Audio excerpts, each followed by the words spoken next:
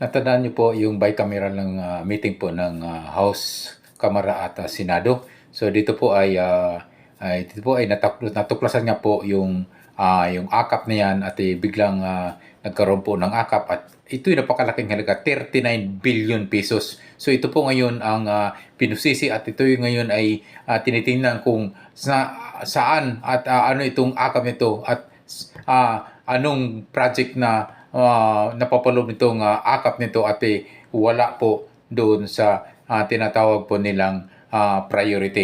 Ngayon ay isa ngayon sa tinitingnan na isang tinawagan nila na magic akap kung ano po itong 39 billion pesos na ito. Pakinggan po natin si Senator Amy Marcos. Ako na ng 5,000 sa 12 million households. Baka hindi mo alam.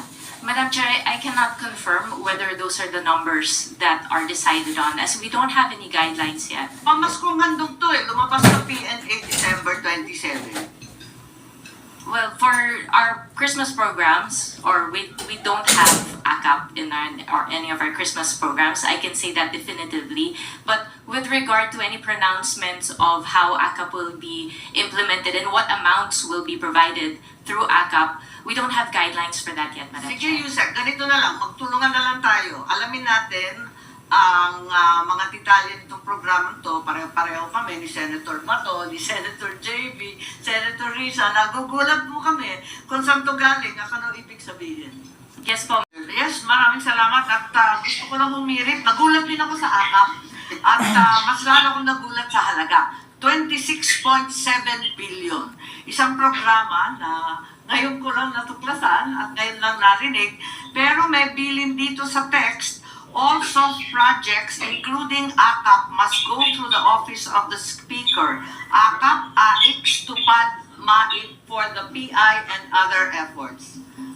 Yes, Senator JB. Ako rin medyo naging curious sa AKAP niyo ko lang. Sa public, idaan sa office Speaker lahat ng request ninyo para sa AKAP. The said program has a budget amounting to 26.7 billion pesos, but it allegedly did not undergo a thorough study compared to the Pantawid Pamilyang Pilipino program or 4Ps. Katakot-takot na pag-aaral yung sorting.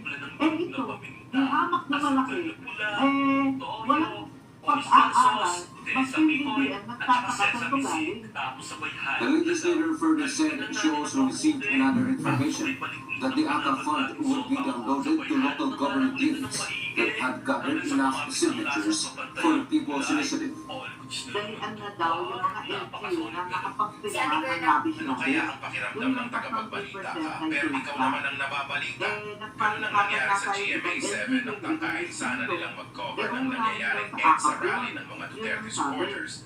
Pero umalis na lang sila dahil sa sigawan ng mga tao. Senator Marcos emphasized that this humongous amount had been inserted without their knowledge. It is suspicious that is used to fund the signature gathering for People's Initiative, considering the timing. Nalasatandin ba kayo ng 2017? The text draft was the first time I heard of the project AKAP. What did it look like? I have no clue. Meanwhile, the Lady Solon also testified that they will continue investigating the alleged bribery on the People's Initiative. This is amid calls from the legislators of the lower house of Congress to stop it for allegedly being a waste of time. Ang nakakatawa, sila yung unang bumira dito. Sila ang PI na yan. Hindi naman kami. Ngayon, nung baklasan ng Senado at Inisa, biglang umaaral sila. At sasabi, mag-ceasefire. Ewan ko ano magagawa. May kailangan na kapag ginamit ang pondo ng gobyerno, may kailangan pang saan. A program in itself, pero we wanted to make sure na it's clearer this time para hindi siya nakatutok doon sa mga poorest of the poor sector of our society. Pero di sa ayon si House Speaker Martin Romualdez na isa sa mga nagsimulang ng AKAP.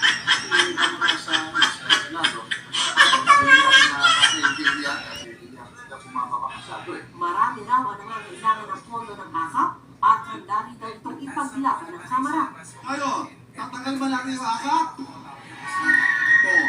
sabi niya sa mga senador? Tatangin ba natin? Sabi yung akap? Oo. Ano sabi natin sa mga senador? Tatangin ba natin?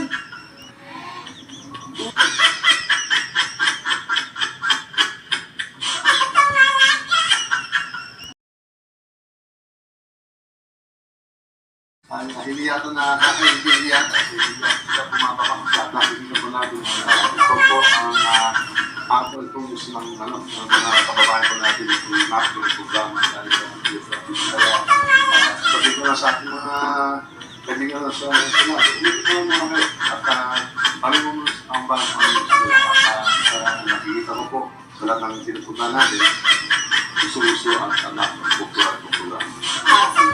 Integrated News. Ito na nga mga kabayan, ano po ang masasabi nyo at hanggang ngayon ay pinipilit pa rin ni Tamba at hinahabol itong 39 billion sa AKAP na ito'y tinanggal ng mga senador.